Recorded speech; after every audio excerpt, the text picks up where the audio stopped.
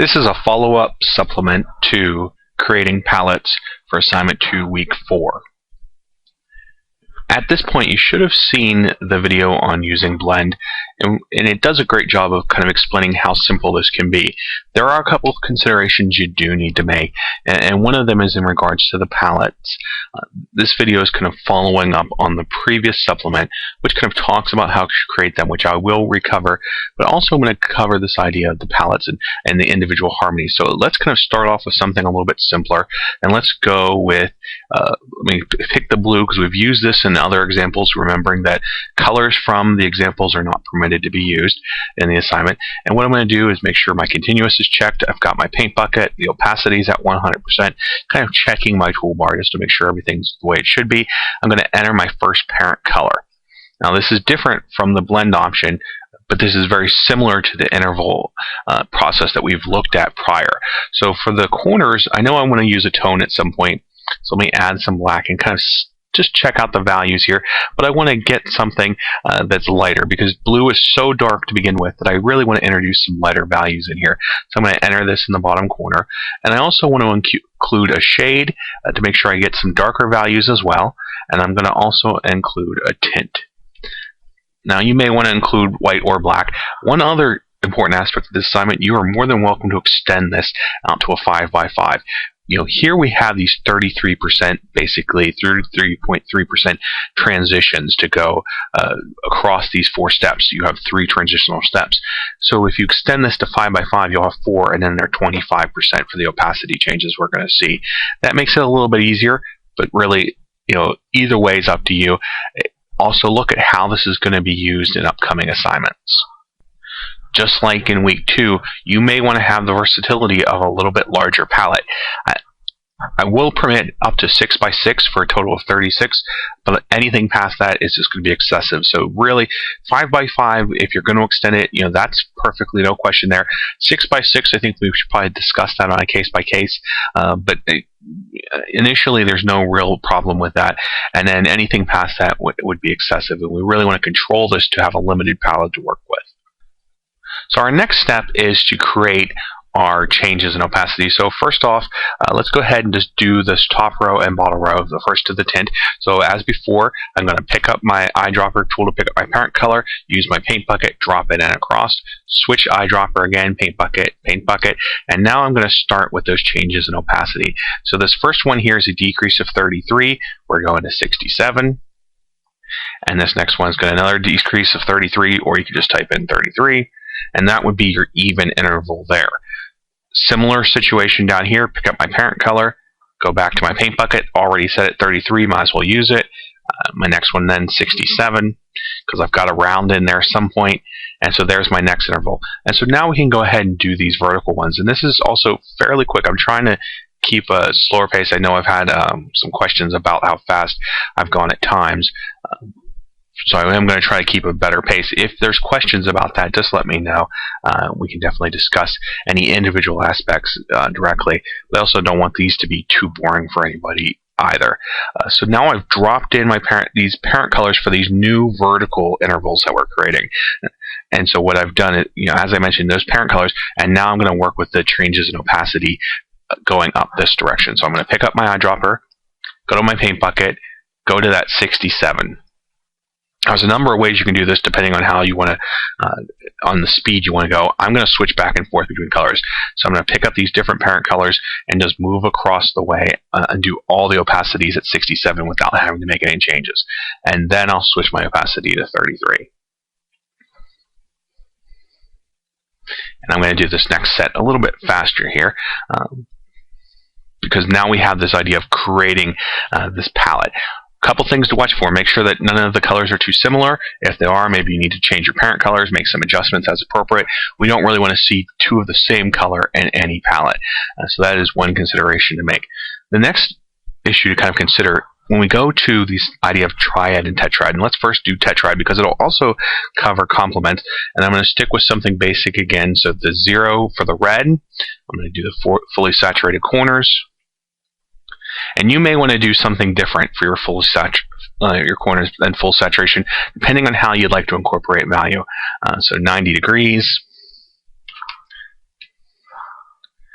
And remembering that the tetrad are 90-degree steps. So 180, and this is the complement of my red. So I'm going to put it up here, and then I'm going to go to 270.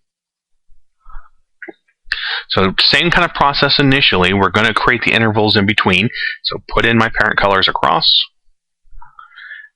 and come here and do the changes in opacity. So the first one, as we mentioned, 66. Now the next part of this is where you've got to make some considerations. So let me finish this out first.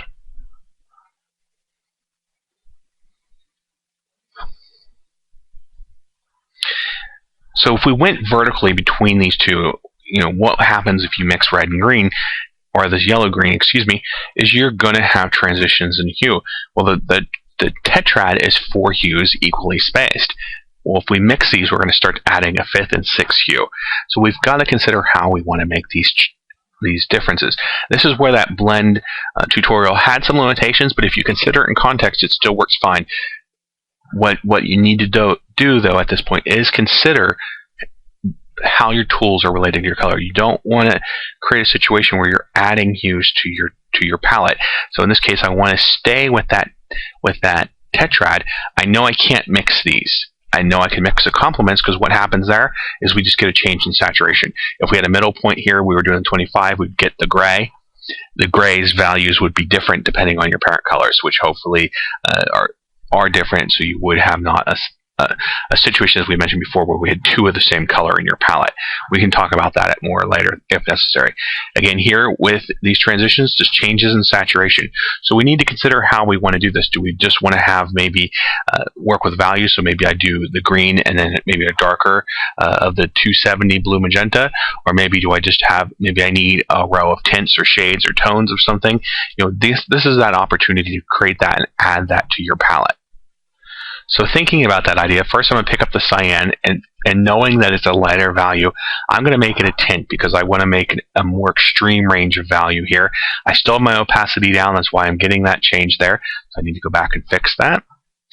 And here I know that the red is darker, and I want to take advantage of that as well and make it a darker shade, because I'm really aiming for a fuller range of value here.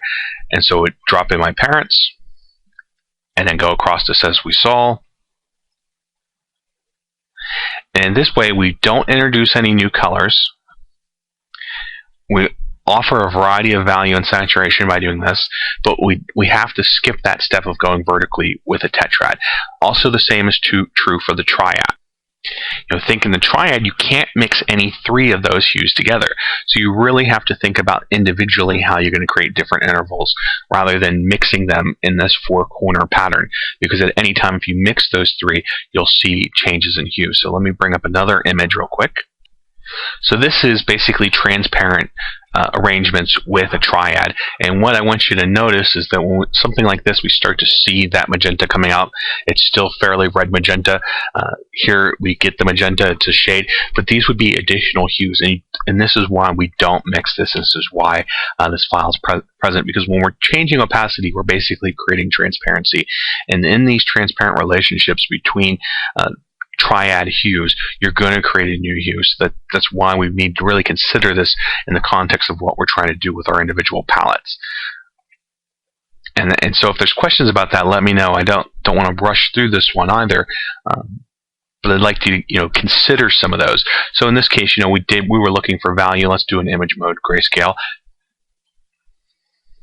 And we see that range of values pretty intense there. That's a pretty good range. And then we're really hoping these middle ones will start to fill in the space in between. If they're not, we need to make adjustments. So we can see we've got a lot of middle grays. We don't really have a lot of lights, and we don't really have any of the strong darks. So that may be somewhere where we try to make a correction here. We could also make a change here between the parent colors. Maybe we don't use fully saturated. Maybe we do something a little bit different. But to get that full range of value, depending, especially on what you plan to do in assignment 3, but just in general, a good idea to have it for. Now, if you want to do high key or low key for this, you're welcome to combine that with this. I'm not going to go into that because I don't want to make this too complicated right now. I do this step by step. Go back to those videos, those lectures, and then we'll talk about how to incorporate those ideas. From right now, we're talking about the idea of having a fuller range of value, which was the purpose of why we had the shade and why we have the tint. So our last one here is dissonance, which is disharmony. And you have the opportunity, and I want to kind of stress, because part of what happens with this last palette is you think of the disharmony as kind of an opportunity to kind of do whatever. And while to a degree that's true with the hues, you still may want to make considerations about value and saturation. You still may want to make other considerations about what you're trying to accomplish. Are you maybe going to go with a situation where you want to create intense vibration? Getting a little bit ahead of where we're thinking about, but maybe that's something that you want to include. So while you're maybe at this point you're not quite thinking about visual vibration, it was part of the lecture, so so you should feel free to kind of start to explore that here. It can fit in this situation, and it can work very effective. But do you want to start planning this part at assignment 2? It depends on whether you plan on having visual vibration for assignment 3. Depth may be something you want to revisit, so maybe you need to create a palette about depth. That's an opportunity. But with those, and what I want to stress at this point is, while your harmony is talking about disharmony, aspects of value and saturation may lead to other color strategies or other design ideas that you want to plan to incorporate. So if you want depth, you really need to have that range of value and saturation that supports depth. If you want vibration, you're going to need to have those high saturations and those contrasting temperatures. So let's consider a vibration design. And so with that, we can look at this image. So I'm going to go ahead and select all. Let's see if this will copy into our other one. I think it's too big, but we could copy this over and look at it, and I can go ahead and finish doing that. So bringing that over, what we can look at when we're looking for vibration, and just to kind of touch upon that here, we want to have those high saturations, and we want to have contrasting cool and warm temperatures that are also very similar in value. So why I brought up this grayscale is that we can look at some of those comparisons in value. So if we wanted something that was, say, warm and cool, maybe we could go with orange and green, and take that over to our palette. Let's bump up that 30% there. Get rid of my layer. And so this isn't going to be a very strong vibration, just because I've used it before and I'm familiar with what to expect. But it still can be an effective way to use that harmony, even though it's about disharmony, in a way that's constructive to other color strategies that might be appropriate for your next assignment. So then we're talking about 120 as the other parent. And so now you get to mix these freely. You may want to have another set of parent colors in here that also contribute to your vibration. So I'll also use a blue cyan, and I'll use a red, because they're fairly similar in value as well. Actually, I'll stick with the blue because this is what's shown in other examples. So we'll stick with the blue, and we'll use the red. And so now we could do that same process. Here we're free to kind of mix these without concern about creating hues outside of the harmony, because in this palette we don't have a restriction. There's that disharmony there of the hues. What we're concerned about are value and saturation. We already have our high saturation. We've already checked our values. So a lot of these intermediate transitions between the parents are going to be places where we're using these colors to control the harmony. So I'm going to go ahead and do this really quickly, and let's go ahead and do it and let you watch one more time. So dropping in our parents, start creating our intervals.